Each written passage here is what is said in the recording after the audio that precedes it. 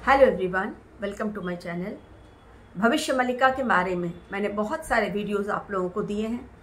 कल्कि पुराण की बातें भी मैंने बहुत बार आप लोगों को बतलाई हैं।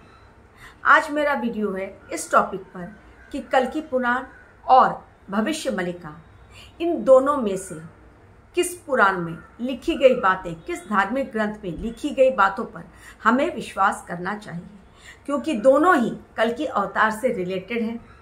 कल्कि अवतार के जन्म के बारे में, उनके जन्म स्थान के बारे में, उनके परिवार के बारे में, उनके कार्यों के बारे में और कलयुग के बारे में। कल्कि पुराण और भविष्य मल्लिका दोनों में डिटेल्स बहुत कुछ लिखा गया है, तो मैं दोनों पर वीडियो बना चुकी हूँ, लेकिन आज दोनों में अंतर कहाँ है ये मैं आप लोगों को बतलाऊंगी। विश्वास किस पर करना है ये मैं आप लोगों पर छोड़ती हूँ, क्योंकि हर कोई अपनी बुद्धि और ज्ञान के हिसाब से आज के कलयुग में चल रहा है और चलना भी चाहिए। भविष्य मल्लिका श्री अच्युतानंद दास जी द्वारा और पंच सखा यानी वो और उनके 4 सखाओं द्वारा निर्मित भविष्य मल्लिका, जो कि पूरी जगन्नाथ टेम्पल के पास मठ में सुरक्षित रखी गई हैं, ताम्र पत्रों पर लिखी गई थी।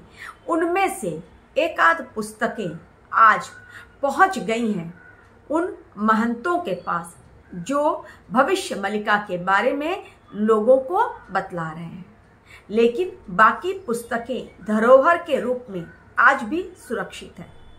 वहीं कल्कि पुराण जो वेद व्यास जी द्वारा रचित लिखी गई है, वो कल्कि पुराण भी कोई सामान्य पुस्तक नहीं है। तो सबसे पहले कल्कि पुराण की रचना हुई, उसके बाद करीब आज से 500 साल पहले भविष्य मल्लिका को लिखा गया। मेरा मानना है कि जब कल्कि पुराण लिखा जा चुका है, उसके बाद श्री कृष्ण के आदेश पर कहते हैं, श्री कृष्ण के ज्ञान के द्वारा श्री कृष्ण ने वो सारी चीज़ें भविष्य मल्लिका में जो लिखी गई हैं, अच्युतानंद ने या पंचसखा ने अपने आप नहीं लिखी, वो सारी चीज़ें उन्हें दिखलाई गई और वही बातें उन्होंने भविष्य मल्लिका में लिखी। भविष्य मल्लिका बाद में लिखी गई। तो भविष्य मल्लिका में जो बातें लिखी गई हैं, अच्युतानंद ने जिन मनोभावों को प्रकट किया है, उन्हें काफ़ी मुझे लगता है सुधार करके लोगों के समक्ष प्रस्तुत किया जा रहा है। कहते हैं उसमें भी ऐसी ऐसी बातें हैं जिसका खुलासा आज भी लोगों के सामने नहीं किया जा रहा है। अब डिफरेंस दोनों में क्या है, कहाँ पर अंतर है, वो मैं आपको आज बताऊंगी।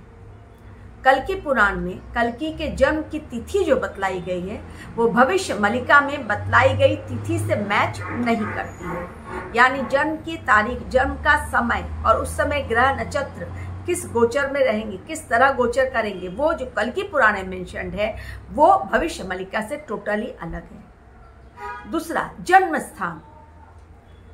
भविष्य मल्लिका में चूंकि अच्युतानंद उड़ीसा के थे, तो उनका ये मानना है, उन्होंने लिखा है कि कल्कि अवतार का जन्म उड़ीसा के ही संबलपुर में होगा या हो चुका है। लेकिन कल्कि पुराण में लिखा गया है, जिस संभल की बात की गई है कल्कि पुराण में, वो उड़ीसा वर्ड उसमें नहीं लिखा गया है।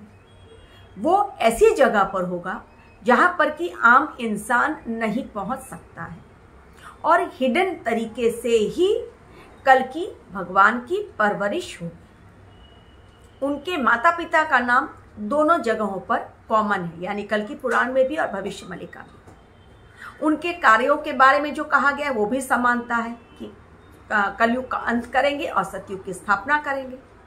कलयुग के अंत में महाप्रलय होगा, वो भी लिखा गया है।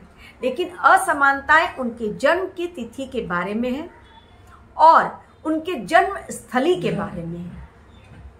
तो कौन सी जगह सच है, किस जगह में कल्कि भगवान का वास्तव में जन्म हो चुका है, अगर मेरा ओपिनियन आप पूछें तो मैं तो हमेशा से यही कहती आई हूँ और आज भी यही कहूँगी कि संभल वो जगह है जो कि हिमालय में ऐसी गुप्त जगह है जहाँ पर कि कोई कॉमन इंसान, एक साधारण इंसान नहीं पहुँच सकता और वो अलग डायमेंशन में है। वहां से निकलकर पृथ्वी पर आकर कल्कि अवतार सूक्ष्म रूप में अपना काम तब तक करते रहेंगे जब तक कि उनका काफ़ी काम खत्म नहीं होगा। स्थूल रूप में वो तभी आएंगे जब कलयुग के बारे में जो घटनाएं बतलाई गई हैं कि अभी अधर्म चरम सीमा पर होगा, स्टार्ट तो हो चुका है, वो आप लोग भी देख रहे हैं, लेकिन अभी भी उनका शारीरिक धारण करके फिजिकल बॉडी के साथ किसी न किसी रूप में लोगों के समक्ष आने का समय अभी भी नहीं हुआ है। जन्म भविष्य मलिका के अनुसार उनका हो चुका है।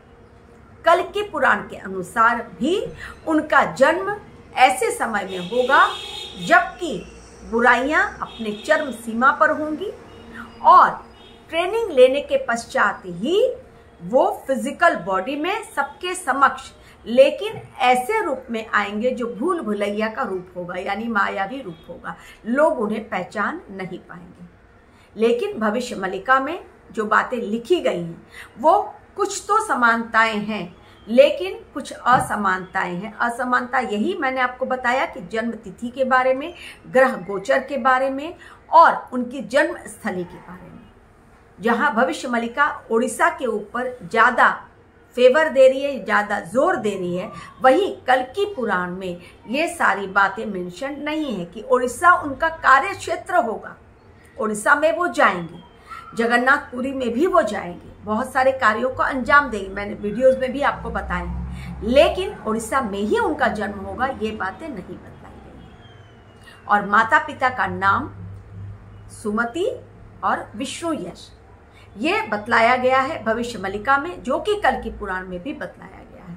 तो लोगों अक्सर कंफ्यूज होते हैं कि वास्तव में कल की पुराण में जो बातें बतलाई गई हैं वो बातें भविष्य मलिका के संग मैच होती नहीं। एक और बात जो अंतर है, अब भविष्य मलिका में कली डेमन के बारे में कुछ नहीं बतलाया गया है, जबकि कल की पुराण में कली डेमन यानी कली राक्षस के बारे में बतलाया गया है कि कली राक्षस के साथ कल की अवतार का भयानक युद्ध होगा।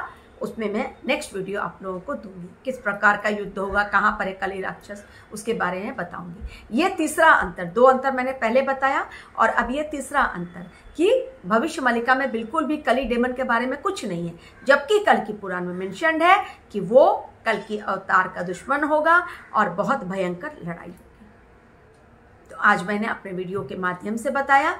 विश्वास किस पर करें ये आप पर निर्भर करता है, क्योंकि आप भी एक जागरूक इंसान की तरह कलयुग में रह रहे हैं। तो किन बातों पर विश्वास करना है और किन बातों पर नहीं, अपने ज्ञान और विवेक के द्वारा ये आपको निर्णय करना है। Thank you very much for watching.